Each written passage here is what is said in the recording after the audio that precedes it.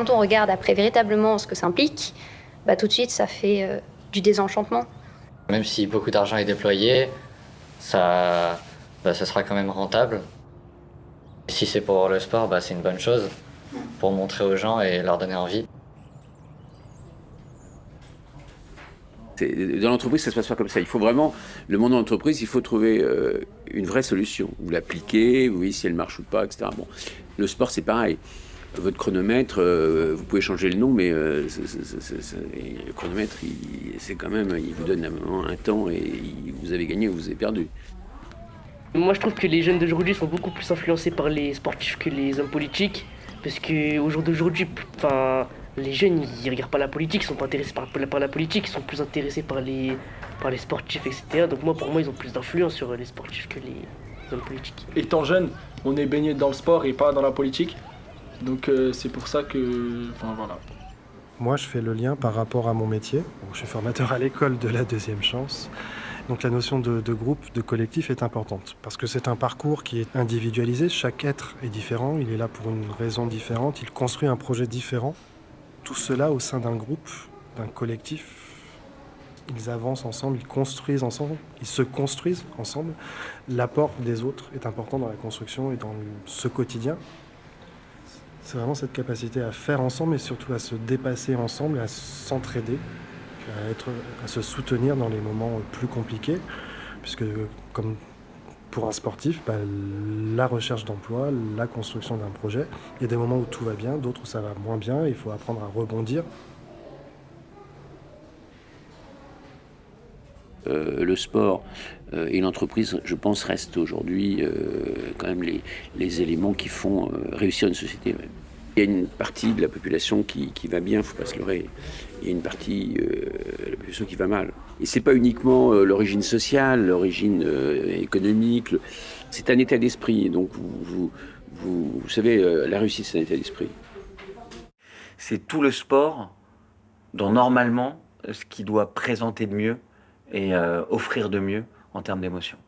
Moi, ce que j'aime dans mon rapport au sport, c'est tout le travail et toute l'émotion que le sport peut procurer. Et c'est peut-être un peu, mais l'émotion dans la victoire, dans l'effort, et parfois, quand on ne performe pas, dans les obstacles que ça peut générer, les déceptions que ça peut avoir, c'est toutes ces émotions qui sont générées par le sport qui m'intéresse et qui me passionne.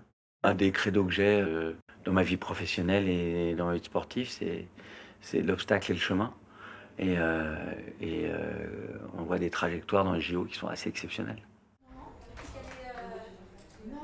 Le sportif, c'est essentiel dans une société. Le sport, c'est indispensable et c'est extrêmement important de familiariser les jeunes au sport, d'emporter la société vers quelque chose de plus sportif, c'est indispensable. Et puis le sport, ça véhicule des valeurs absolument géniales, de mental, de dépassement, de tout ça.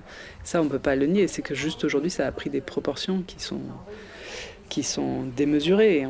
Enfin, le sport est venu pallier un manque dans une société qui devient complètement dépressive et qui se raccroche à des événements sportifs comme à des bouées. Et du coup, il y a un déséquilibre qui se crée entre un événement sportif, la place de l'événement sportif est plus la bonne, c'est trop.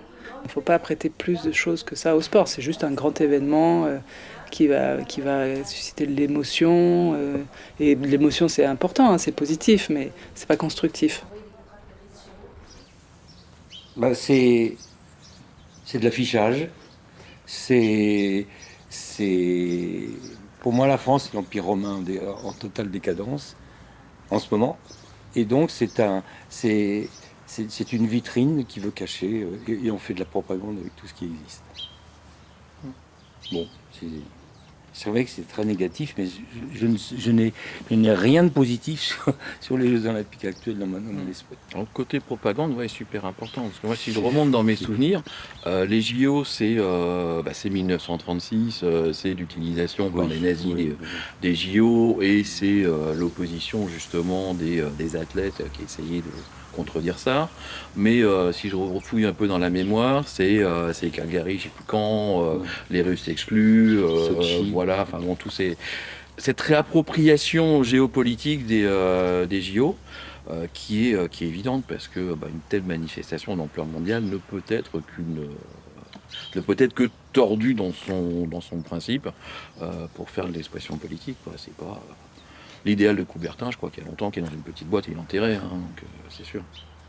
Il y a un petit plus, c'est cette espèce d'arrogance.